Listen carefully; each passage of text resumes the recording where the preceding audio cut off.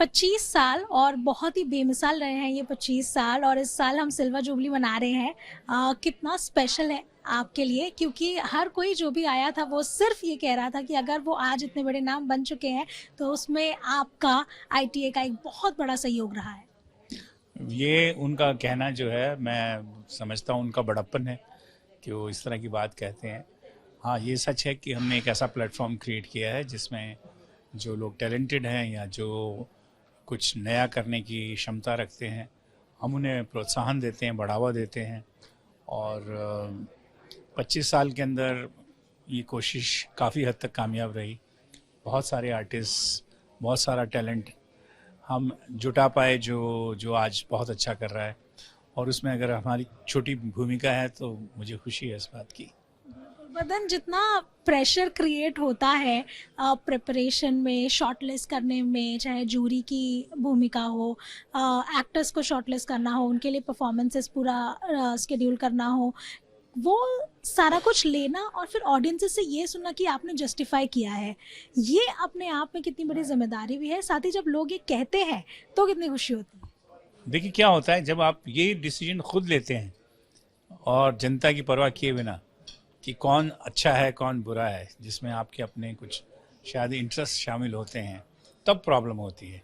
हमने जनता को सर्वोपरि माना है और एक पूरा एक सिस्टम है जिसके थ्रू वो वोट करते हैं और फिर एक ज्यूरी का चयन किया जाता है जो ज्यूरी निष्पक्ष होती है और वो ज्यूरी जो है बहुत क्रेडिबल होती है।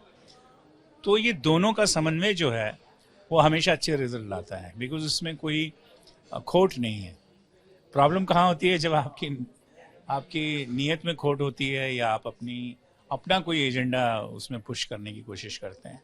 तो हमारा कोई एजेंडा नहीं है, हमारा एजेंडा ये है कि best talent should get the award.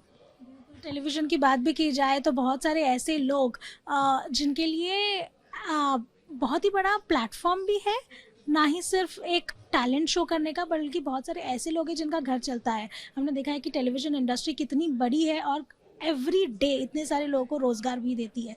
लेकिन आपके लिए, क्योंकि लोग ये कह भी रहे हैं कि इंडस्ट्री जो शब्द है उसका महत्व भी आप ही की वजह से आया है, आईटीए की वजह से आया है, तो 25 साल जब सेलिब्रेट कर रहे हैं तो कितना सारा इमोशंस भी जुड़ा है, क्योंकि ये जो सारी चीज़ें आती हैं ये कोई अवार्ड या फिर कोई उसका तोलमोल नहीं कर सकता, ये एक इमोशन वाली चीज़ है।